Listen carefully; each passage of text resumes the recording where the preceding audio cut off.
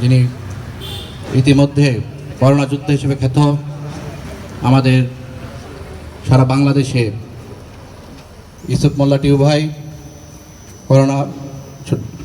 Corona যোদ্ধা হিসেবে বিবেচিত, অর্জিত খ্যাত বিবেকের চেয়ারম্যান, সদ্যপ্রাপ্ত কুমিল্লা কুশিকের প্রশাসক হিসেবে যিনি নিয়োজিত হয়েছেন, আমাদের প্রিয় ভাই ইউসুফ মোল্লা টিউ ভাই উপস্থিত আছেন এই করজা হাসনা সংস্থার অন্যতম উপদেষ্টা মণ্ডলীর সদস্য জনাব ফরজউদ্দিন ভূঁইয়া সহ উপস্থিত করজা হাসনার বিভিন্ন পর্যায়ের সদস্যবৃন্দ, সকলকে জানাচ্ছি আমার ব্যক্তিগত পক্ষ থেকে আন্তরিক অভিনন্দন ও শুভেচ্ছা।